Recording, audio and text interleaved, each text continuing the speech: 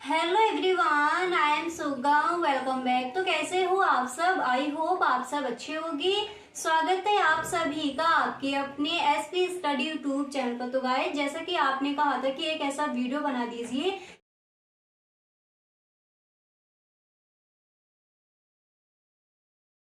तो यहाँ पर देखिए गाइस, पहले जो आपके ऑब्जेक्टिव क्वेश्चन आते हैं पहले हम उनको देखते हैं। तो पहला यहाँ पर आपका दिया गया है कि समाज क्या है। ठीक है, तो पहले यहाँ पर ऑप्शन देखते हैं, इसके बाद जो इसका आंसर होगा वो आपको बताया जाएगा। तो समाज क्या है? ए नंबर पर ऑप्शन है मूर्ति, बी नंबर पर है अमूर्ति, इसी तरह से सी नंबर पर है ए तथा बी दोनों, एंड डी नंबर पर है इनमें से कोई नहीं।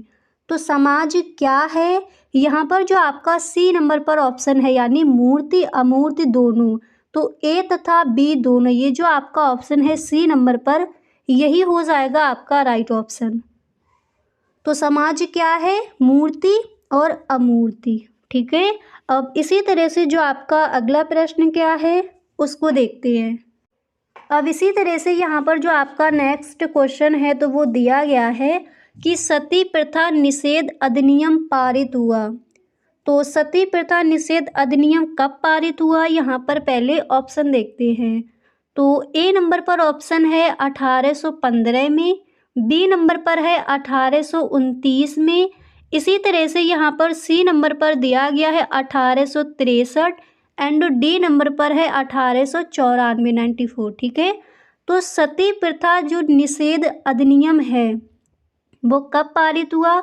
यहाँ पर जो आपका बी नंबर पर ऑप्शन है 1829, यही हो जाएगा आपका राइट ऑप्शन। ठीक है, अब देखिए जो आपके ये ऑब्जेक्टिव क्वेश्चन है इनको यहीं पर याद करते चलिए। तो समाज क्या है? मूर्ति तथा अमूर्ति, यानी ए और बी जो आपका ऑप्शन था वो सही है। ठीक है, सी नंबर पर जो ऑप्शन दिया गया था।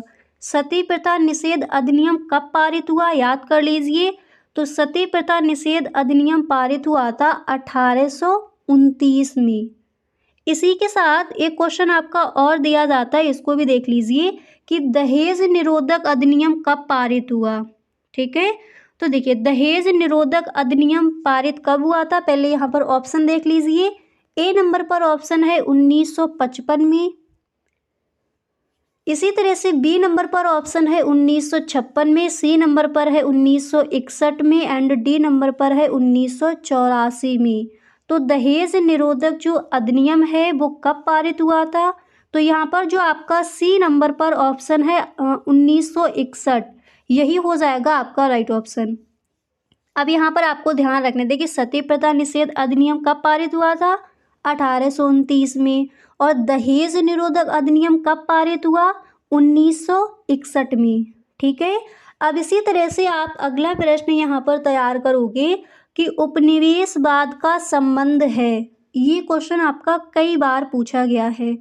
तो उपनिवेशवाद का संबंध किससे है? पहले ऑप्शन देखते हैं।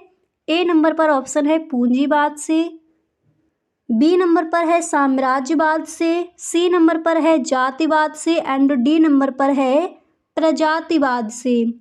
तो उपनिवेशवाद का संबंध है तो किससे है? यहाँ पर जो आपका बी नंबर पर ऑप्शन है साम्राज्यवाद से, यही हो जाएगा आपका राइट ऑप्शन। ठीक है, तो जो भी आपके ऑब्जेक्टिव क्वेश्चन है आप इस तरह से वीडियो को देखिए वो आपको यही याद हो जाए। तो उपनिवेशवाद का संबंध साम्राज्यवाद से है। ठीक है, बी नंबर पर जो ऑप्शन है यही हो जाएगा आपका राइट ऑप्शन। अब इसी तरह से नेक्स्ट आप कौन सा तैयार करोगी उसको देखते हैं। अब इसके बाद यहाँ पर आप देख सकते हो जो आपका नेक्स्ट है तो वो यहाँ पर आप तैयार कर लोगे कि जाति का निर्धारण किससे होता है। इम्पोर्टेंट है ये क्वेश्चन और कई बार पूछा भी गया है। तो जाति का निर्धारण किससे होता है? यहाँ पर ए नंबर पर ऑप्शन है व्यवसाय, बी नंबर पर है जन्म, एंड सी नंबर पर है विवाह, डी नंबर पर है क्षेत्र। तो हमें पता है जो जाति का निर्धारण है वो किससे होता है? जन्म से होता है। ठीक है, जब आपका जन्म होता है तो उसी हिसाब से आपकी जाति भी निर्धारण कर दी जाती है कि इस जाति से आप हो। ठीक है, व्यवसाय से भी नहीं होता, विवाह से भी नहीं होता और उस क्षेत्र से भी नहीं होता। तो जो जाति का निर्धारण है किससे होगा? जन्म से होगा। याद हो गया। अब इसी तरह से जो आपका अगला प्रश्न क्या है उसको देखते हैं। तो नेक्स्ट क्वेश्चन यहाँ पर आप तैयार करोगे कि भारत में प्रथम पिछड़े वर्ग आयोग के अध्यक्ष कौन थे।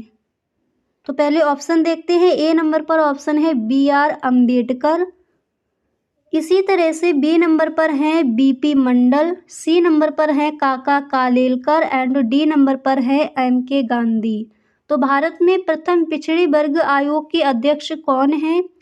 तो गाइस देखिए यहाँ पर जो आपका सी नंबर पर ऑप्शन है यही हो जाएगा आपका राइट ऑप्शन, काका कालेलकर। क्लियर। अब इसके बाद जो आपका अगला प्रश्न क्या है उसको देखते हैं। तो जाति का निर्धारण किससे होता है, जन्म से। दहेज निरोधक अधिनियम कब पारित हुआ था, 1961 में। सती प्रथा निषेध अधिनियम कब पारित हुआ था, हमें पता है 1829 में। और उपनिवेशवाद का संबंध किससे है, साम्राज्यवाद से। समाज क्या है, मूर्त अमूर्त दोनों। ठीक है, तो इन सारे प्रश्नों को आप यही याद करते चलिए। अब इसी तरह से जो नेक्स्ट है आपका वो आप कौन सा तैयार करोगे उसको देखते हैं। अब इसके बाद देखिए अगला प्रश्न यहाँ पर आपको तैयार करना है कि राष्ट्रवाद का जन्म किसके परिणाम स्वरूप हुआ। राष्ट्रवाद का जन्म किसके परिणाम स्वरूप हुआ। तो यहाँ पर पहले ऑप्शन देखते हैं। ए नंबर पर ऑप्शन है संप्रदायवाद, बी नंबर पर है उपनिवेशवाद, सी नंबर पर है जातिवाद एंड डी नंबर पर है प्रजातिवाद। तो राष्ट्रवाद का जन्म किसके परिणाम स्वरूप हुआ, यहाँ पर जो आपका बी नंबर पर ऑप्शन है उपनिवेशवाद, यही हो जाएगा आपका राइट ऑप्शन। ओके, तो राष्ट्रवाद का जन्म उपनिवेशवाद के परिणाम स्वरूप हुआ। इसी के साथ अगला प्रश्न यहाँ पर आप कौन सा तैयार करोगे उसको देखते हैं। तो यहाँ पर नेक्स्ट क्वेश्चन आपको तैयार कर लेना है कि भारत में जनजातीय आंदोलन का कारण है। तो क्या कारण है, यहाँ पर पहले ऑप्शन देखते हैं। ए नंबर पर ऑप्शन है सभ्य समाजों से संपर्क, बी नंबर पर ऑप्शन है आर्थिक शोषण, सी नंबर पर है दोषपूर्ण नीति एंड डी नंबर पर है ये सभी। तो प्रश्न क्या था कि भारत में जनजातीय आंदोलन का कारण है। तो यहाँ पर जो आपका डी नंबर पर ऑप्शन है ये सभी, यानी सभ्य समाजों से संपर्क भी है, आर्थिक शोषण भी है, दोषपूर्ण नीति भी है। डी नंबर पर जो ऑप्शन है ये सभी, यही हो जाएगा आपका राइट ऑप्शन। क्लियर। अब इसी तरह से कुछ और भी आपके ऑब्जेक्टिव क्वेश्चन यहाँ पर देख लेते हैं। अब इसके बाद यहाँ पर अगला प्रश्न आप तैयार करोगे। देखिए नेक्स्ट क्वेश्चन यहाँ पर आपको तैयार करना है कि समाजशास्त्र में किस पद्धति का प्रयोग होता है। ठीक है, तो ए नंबर पर यहाँ पर ऑप्शन है सांख्यिकीय, बी नंबर पर है तुलनात्मक एंड सी नंबर पर ऑप्शन है ऐतिहासिक, डी नंबर पर है वैज्ञानिक। तो समाजशास्त्र में किस पद्धति का प्रयोग होता है। तो यहाँ पर जो आपका डी नंबर पर ऑप्शन है यही हो जाएगा आपका राइट ऑप्शन। एक और आपको यहाँ पर तैयार कर लेना है कि जाति एवं वर्ग में कौन सा गुण समान है। ये क्वेश्चन कई बार पूछा गया है। तो जाति एवं वर्ग में कौन सा गुण समान है, यहाँ पर देखिए पहले ऑप्शन देख लीजिए। ए नंबर पर है श्रेणी क्रम, बी नंबर पर है उपलब्धि एंड सी नंबर पर है जन्मजात सदस्यता और डी नंबर पर है इनमें से कोई नहीं। तो जाति एवं वर्ग में कौन सा गुण समान है, तो हमें पता है ए नंबर पर जो ऑप्शन है श्रेणी क्रम, यही हो जाएगा आपका राइट ऑप्शन। तो जो 10 आपके बहुविकल्पीय प्रश्न दिए जाते हैं तो जो इम्पोर्टेंट हैं उनको यहाँ पर आपने देख लिया।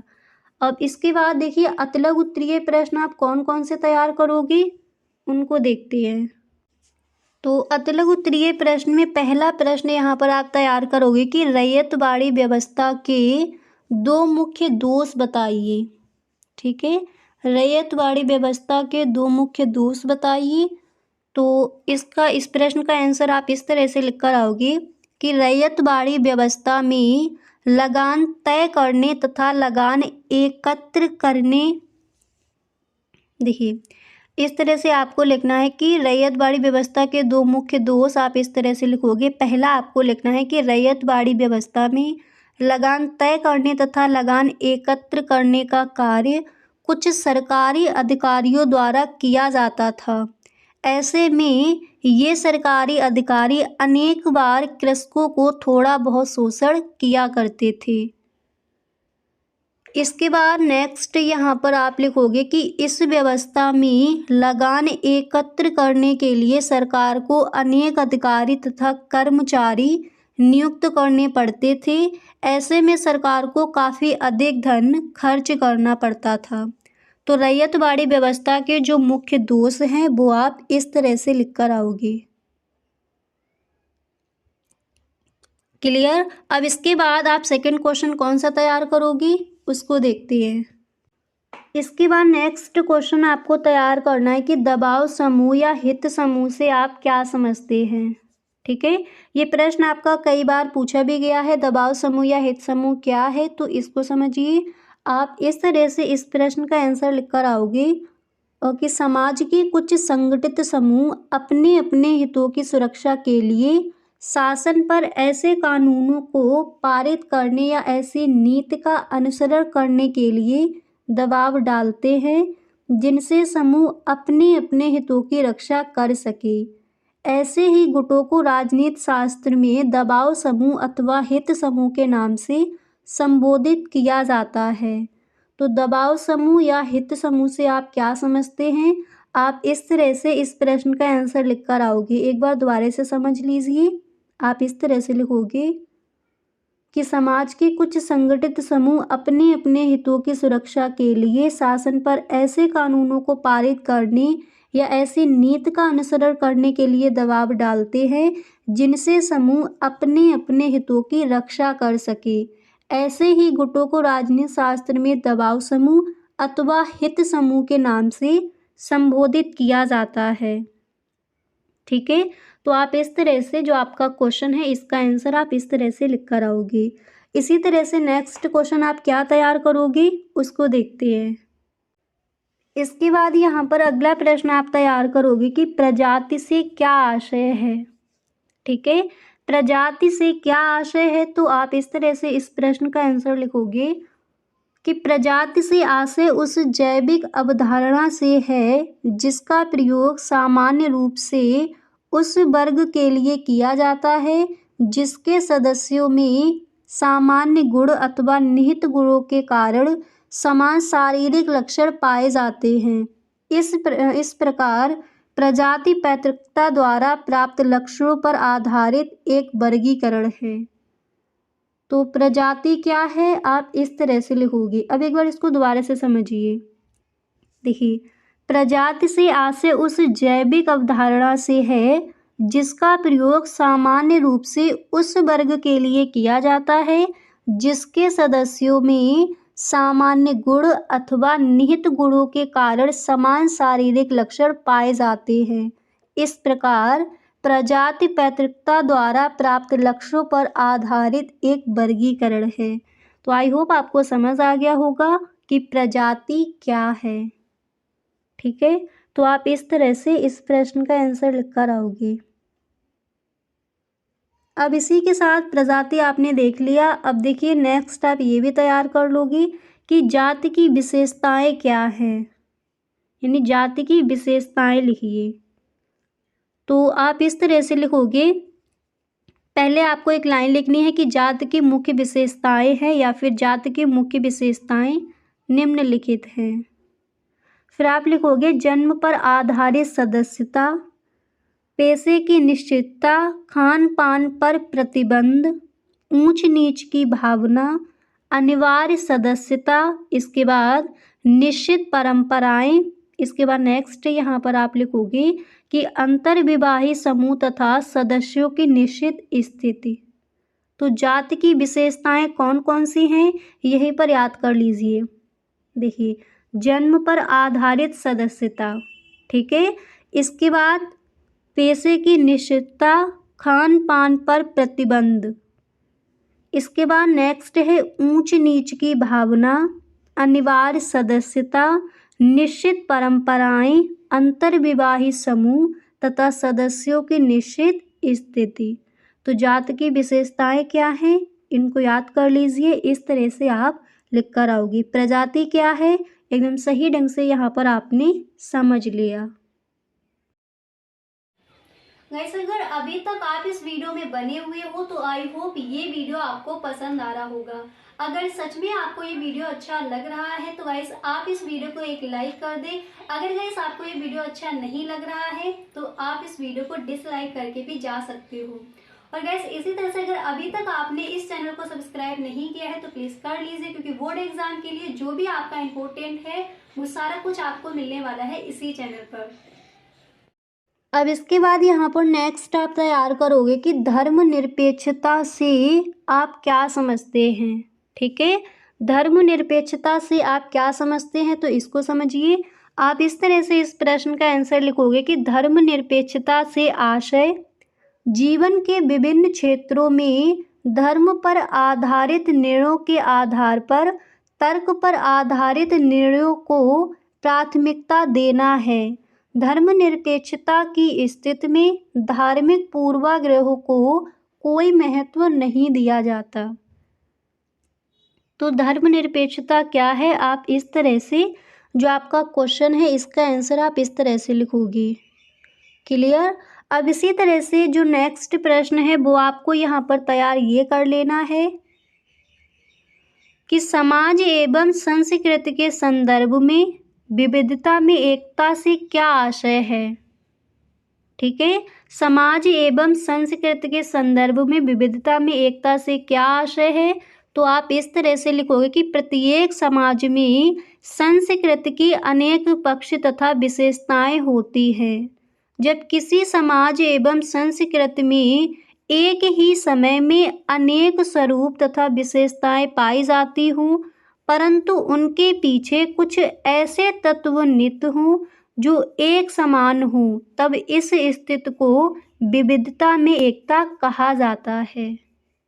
ठीक है, तो विविधता में एकता क्वेश्चन क्या था, समाज एवं संस्कृति के संदर्भ में विविधता में एकता से क्या आशय है। तो आप इस तरह से इस प्रश्न का आंसर लिख कर आओगे। इसी के साथ यहाँ पर अगला प्रश्न आप तैयार करोगे। देखिए नेक्स्ट क्वेश्चन आपको तैयार कर लेना है कि पंथ निरपेक्षीकरण के परिणाम स्वरूप जातीय व्यवस्था में हुए 2 परिवर्तनों का उल्लेख कीजिए। तो फर्स्ट यहाँ पर आप हेडिंग डालोगे खान पान के प्रतिबंधों का अंत। फिर इसमें आप लिखोगे कि जात के सभी बंधन ढीले पड़ गए हैं। पंथ निरपेक्षीकरण के कारण जातीय आधार पर लगाए गए खान पान के प्रतिबंध प्रायः समाप्त हो गए हैं। इसके बाद आप लिखोगे कि जातीय नियमों का ह्रास यातायात के साधनों का विकास हो जाने से तथा नगरों की संख्या अधिक हो जाने से धर्म का प्रभाव कम हो गया है, जिससे जातीय नियमों एवं प्रतिबंधों का ह्रास हो गया है। तो क्वेश्चन क्या था कि पंथ निरपेक्षीकरण के परिणाम स्वरूप जातीय व्यवस्था में हुए 2 परिवर्तनों का उल्लेख कीजिए। तो आप इस तरह से इस प्रश्न का आंसर लिख कर आओगे। अब इसी के साथ यहाँ पर नेक्स्ट क्वेश्चन आप तैयार कर लोगे कि राष्ट्र से आप क्या समझते हैं। ये क्वेश्चन आपका कई बार पूछा भी गया है। तो राष्ट्र से आप क्या समझते हैं, आप इस तरह से लिखोगे राष्ट्र से आशय जनसंख्या के उस समूह से है जो अपने आप को एक समुदाय के रूप में प्रस्तुत करता है तथा अनेक साझा विशेषताओं पर आधारित होता है। इस प्रकार की मुख्य विशेषताएं हैं सामान्य भाषा, एक निश्चित भौगोलिक स्थिति, इतिहास, धर्म, प्रजाति तथा राजनीतिक आकांक्षाएं। तो राष्ट्र से आप क्या समझते हैं, आई होप आपको सही ढंग से समझ आ गया होगा। ठीक है, किस तरह से लिखोगे, राष्ट्र से आशय जनसंख्या के उस समूह से है जो अपने आप को एक समुदाय के रूप में प्रस्तुत करता है तथा अनेक साझा विशेषताओं पर आधारित होता है।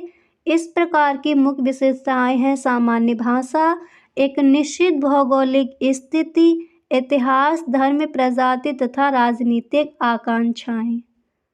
ठीक है, इसी के साथ आप क्वेश्चन ये भी तैयार कर लोगे कि राष्ट्रवाद से क्या आशय है। ओके, एंड इसी के साथ आपको ये क्वेश्चन भी तैयार कर लेना है कि पुरुषार्थ किसे कहते हैं। तो राष्ट्र से आप क्या समझते हैं, इस प्रश्न का आंसर आई होप आपको एकदम सही ढंग से क्लियर हो गया होगा।